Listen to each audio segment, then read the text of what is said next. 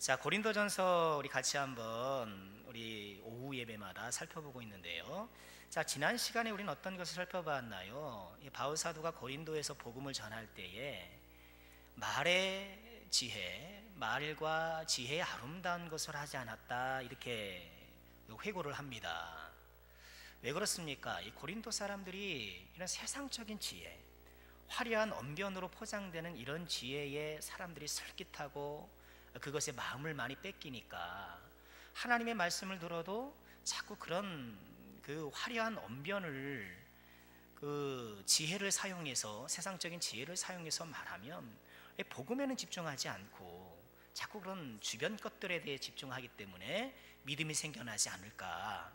그래서 가급적 그런 언변이나 세상적 지혜 사용하는 것을 자제하고 오직 성령께서 우리 믿음 주시기를 원해서 그렇게 했다, 이렇게 말한 것을 살펴보았습니다. 자, 오늘은 그 이어지는 말씀인데요. 자, 우리 6절 말씀에 보면 이렇게 시작을 하죠. 그러나 우리가 온전한 자들 중에서는 지혜를 말하노니, 이렇게 얘기를 합니다.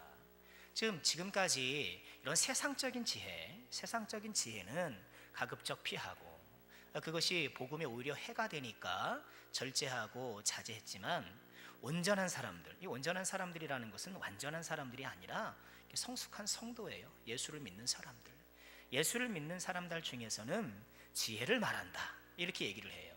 지금까지 지혜를 우리가 좀 멀리하고 이런 세상적인 지혜를 절제했지만, 이제 그 믿음의 사람들 가운데에서 논의되고 또 관심을 가져야 할 또 다른 지혜가 있다라고 하는 거예요. 여러분, 그렇죠? 이게 무슨 의미를 갖고 있나요?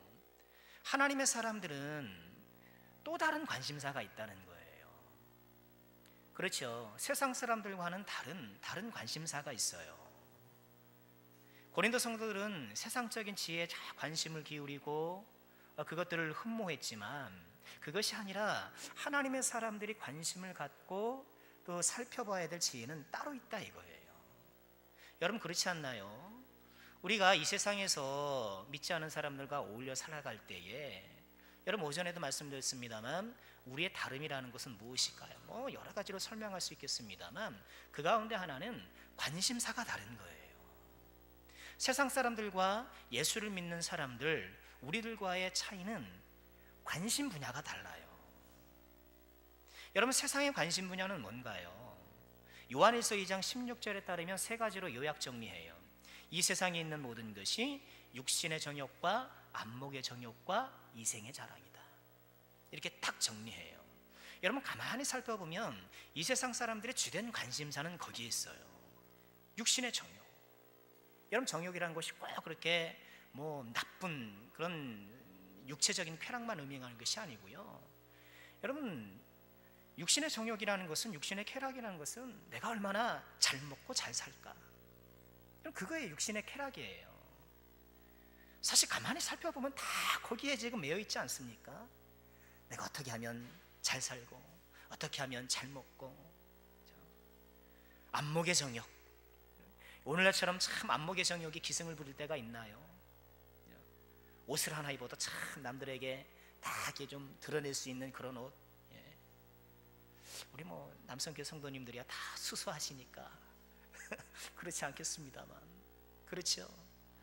좋은 거, 다 그런 거 선호하고 그거 쫓아가고요. 이생의 자랑, 여러분 다 자랑이잖아요. 그죠? 자식 자랑, 그죠?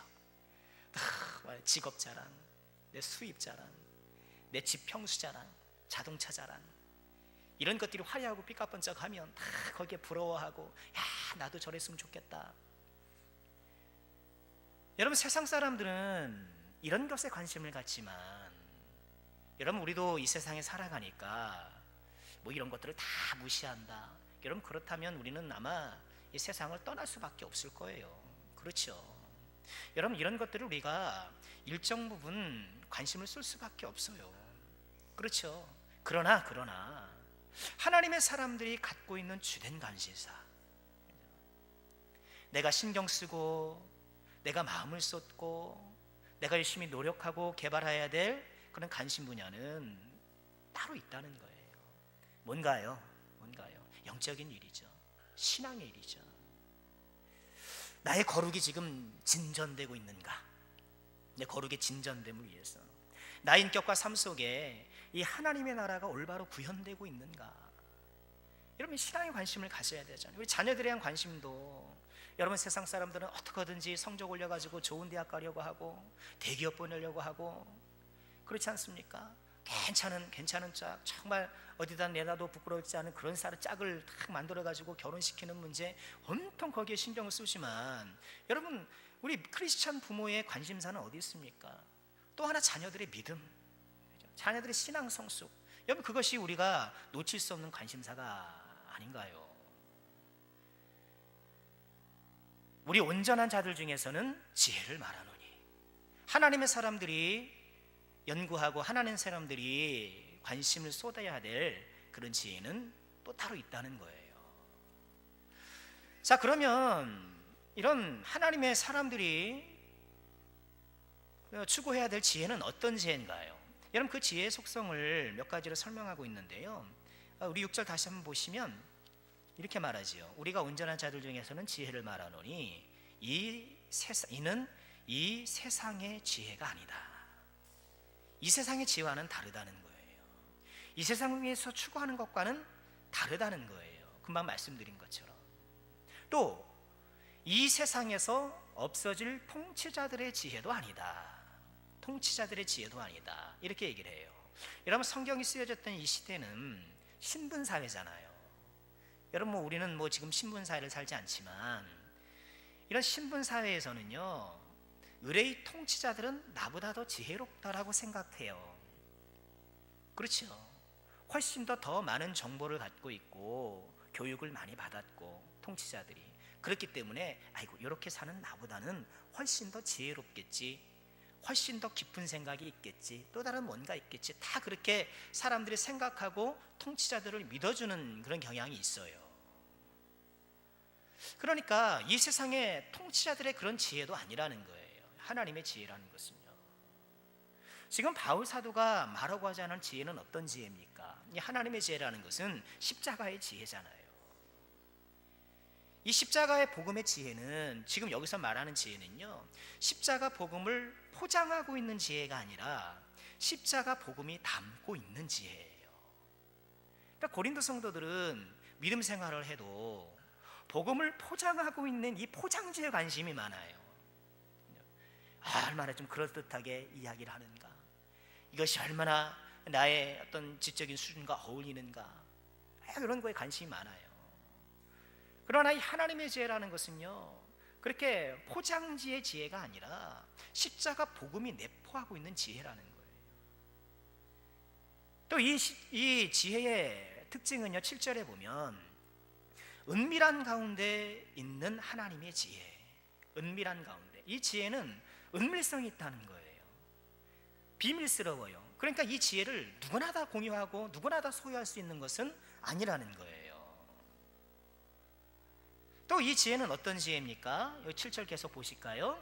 하나님의 지혜를 말하는 것으로서 곧 감추어졌던 것인데 하나님이 우리의 영광을 위하여 만세전에 미리 정하신 것이라.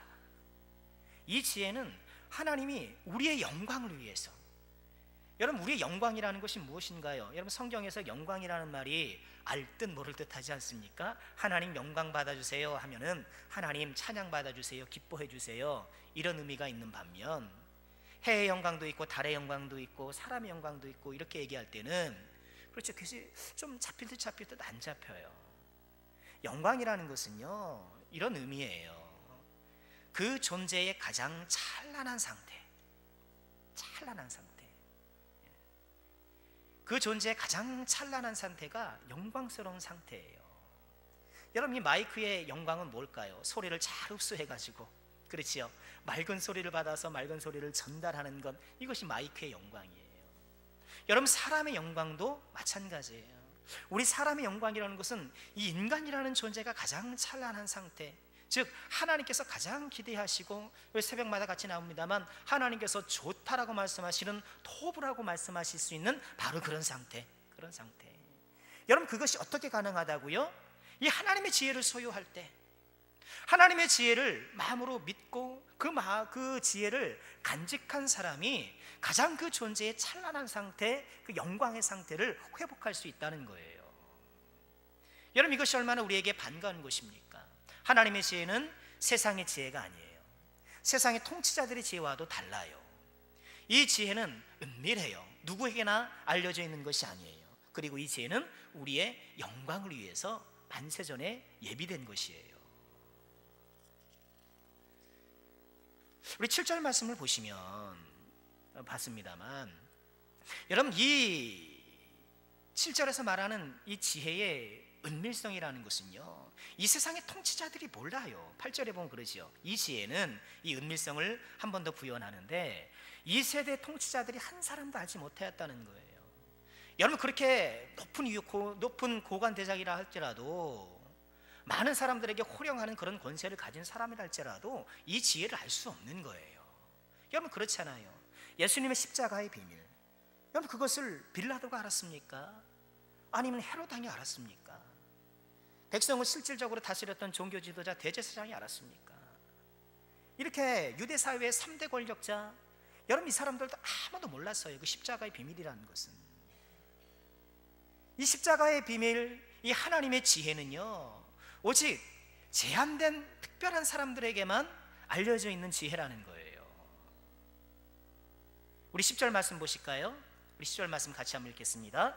오직 하나님이 성령으로 이것을 우리에게 보이셨으니 성령은 모든 것 곧 하나님의 깊은 것까지도 통달하시느니라. 아멘. 오직 성령이 이것을 우리에게 보여주셨다는 거예요. 이 하나님의 지혜를 믿을 수 있도록, 이 하나님의 지혜를 알 수 있도록 성령께서 우리 안에 역사하셨다는 거예요. 여러분, 그러니 여러분, 십자가의 복음, 이 믿음을 내가 믿으려고 해서 믿어지지가 않아요. 그렇지 않습니까? 여러분, 교회 밖의 사람들이 말하는 것 가운데 하나가 그런 거잖아요. 믿고 싶어도 안 믿어져요. 믿고 싶다 하더라도 뭐 믿어지는 게 아니에요. 성령께서 우리 마음속에 믿음을 주셔야 비로소 믿어지고, 비로소 그것이 수용되는 거예요. 감사한 게 무엇입니까? 우리 안에 하나님께서 성령을 주신 거예요. 여러분, 성령은 어떤 분입니까? 성령은 10절에서 말씀하시는 것처럼 하나님의 깊은 것까지도 통달하시느니라. 하나님의 마음이 성령이잖아요. 하나님의 영이 성령이잖아요. 11절에 뭐라고 재차 설명합니까? 사람의 일을 사람의 속에 있는 영 외에 누가 알겠는가? 이와 같이 하나님의 일도 하나님의 영 외에는 아무도 알지 못하느니라. 그러니까 하나님의 일, 이 하나님의 비밀은 하나님의 영만이 알고 계신데, 그 하나님의 영이 감사하게도 누구에게 찾아오셨다는 거예요? 나에게, 우리에게 찾아오셨다는 거예요. 그래서 우리가 이 하나님의 비밀을 알게 되고 이 십자가의 권능을 우리가 믿게 된다는 거예요. 여러분, 이것이 얼마나 감사한 일인가요? 그러면서 바울 사도는요, 12절에서 이렇게 말합니다. 이처럼 하나님께서 우리에게 성령을 주신 이유는 무엇일까? 12절 같이 한번 읽어보실까요? 12절입니다. 우리가 세상의 영을 받지 아니하고 오직 하나님으로부터 온 영을 받았으니 이는 우리로 하여금 하나님께서 우리에게 은혜로 주신 것들을 알게 하려 하심이니라. 아멘. 그렇죠. 세상의 영이 아니라 하나님으로부터 온 성령 때문에 우리가 이 하나님의 지혜, 십자가의 비밀을 우리가 소유할 수 있게 되었는데, 그 결과 우리는 무엇을 알게 되었다고요? 하나님께서 은혜로 주신 것을 알게 되었다는 거예요. 여러분, 십자가에 성령께서 우리 마음에 역사하실 때에 우리가 알게 되는 것들은 뭐예요? 하나님의 은혜라는 거예요. 하나님의 은혜. 하나님께서 나에게 은혜로 주신 것들을 비로소 보게 하는 거예요. 여러분, 고린도 성도들은 그걸 몰랐던 거예요. 여러분, 세상 사람들은 다 내가 노력해서 벌었다고 생각해요. 그렇지 않습니까? 다 내가 애쓰고 수고해가지고 내 힘과 내 능력으로 이렇게 일구었지, 다 그렇게 생각하는데, 여러분, 우리는 그렇게 얘기를 하잖아요. 이 모든 것이 누구의 은혜라고 우리는 고백합니까? 하나님의 은혜. 하나님의 은혜가 있었기 때문에 우리가 이만큼 사는 거고, 하나님의 은혜가 있었기 때문에 이렇게 우리 인생이 유지되는 것 아닙니까? 우리 성령은 우리 안에 늘 거주하셔서 이 은혜를 잊지 않도록 해주시는 거예요. 여러분, 고린도 성도들이 이처럼 분열한 까닭이 무엇입니까?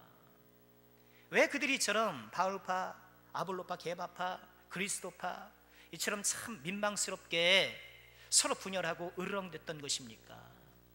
은혜를 잃어버렸기 때문에. 내가 은혜로 하나님께서 주신 것들을 잃어버렸기 때문에 그런 거예요. 여러분, 이것이 우리에게 얼마나 중요한 사실인지. 그러니까 은혜를 잃어버리면, 내가 은혜로 구원받았고 지금 내 삶이 은혜의 토대 위에 있다는 것을 잃어버리면 우리 신앙이 이상하게 변질되기 쉬워요. 여러분, 거듭 말씀드립니다. 그러고 보니 오늘 오전 오후 설교가 또 은혜가 중심이 되고 있는데요, 여러분, 은혜를 잊지 마시기 바랍니다. 지금까지 지내온 그 주의 크신 은혜라. 찬송은 열심히 하고, 그렇죠? 찬송은 다 좋아하는데 막상 보면은 지금까지 지내온 건 내 힘과 내 능력인 것처럼, 여러분, 우리가 그렇게 스스로 착각할 때가 있지 않느냐 하는 거예요. 우리 14절 말씀 보실까요? 함께 읽습니다. 육에 속한 사람은 하나님의 성령의 일들을 받지 아니하나니 이는 그것들이 그에게는 어리석게 보임이요 또 그는 그것들을 알 수도 없나니 그런 일은 영적으로 분별되기 때문이라. 그렇죠? 거듭 말씀드려요. 세상 사람들은 이 성령의 은혜가 없기 때문에 아무리 얘기해도 받아들일 수가 없어요. 성령이 아니면 받아들일 수가 없는 거예요. 다만 어리석게 보일 뿐이에요. 어리석게 보일 뿐이에요. 여러분, 그렇지 않습니까? 여러분, 예수님이 죽으셨다라는 거, 우리야 뭐 다 그 십자가의 은혜와 그 비밀을, 신학적인 교리적인 모든 것들을 다 알고 있으니까 문제될 것이 없습니다만, 여러분, 세상 사람들의 관점에서 보면 어이없는 일이에요. 나를 구원한 자가 십자가에 처형된 죄수다?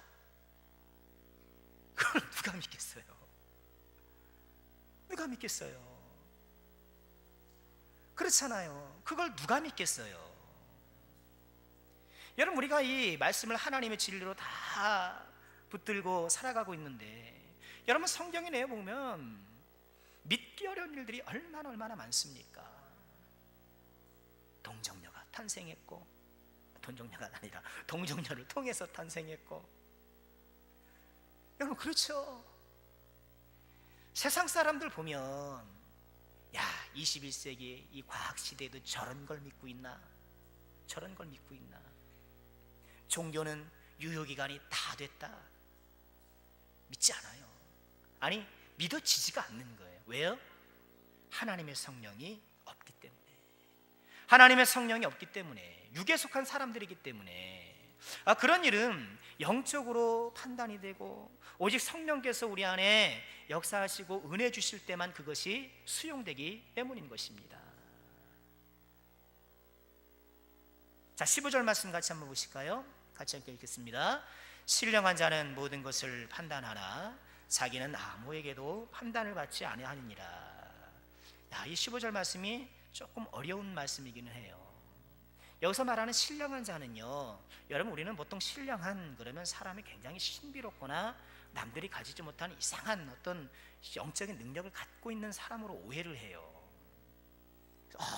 목사님 신령하다고 어떤 권사님이 신령하다 그러고 막 그런 사람 쫓아다니고 가서 기도받으려고 그러고, 여러분, 우리 성도님들은 그러지 마시기 바랍니다.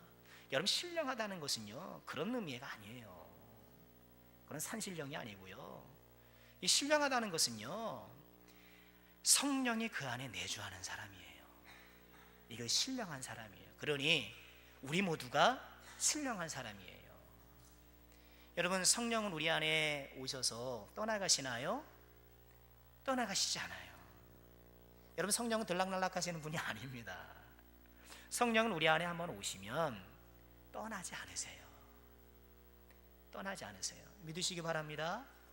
그래서 우리는 오해하는 게 내 감정이 막 이렇게 뜨겁고 내가 뭐 신앙심 막 불타오르면 성령이 내 안에 계셔 이렇게 생각을 하고, 또 늘 그렇지는 않잖아요. 어떨 땐 냉랭하고 그냥 교회 와도 그냥 딱딱하고 뭐 그럴 때 아이고 성령이 떠나셨나 봐, 성령이 떠나셨나 봐. 아니면 성령 들락날락 하시는 분이 아닙니다. 성령께서는요, 우리가 예수를 믿을 때 내 안에 오셔요. 그리고 떠나지 않으세요.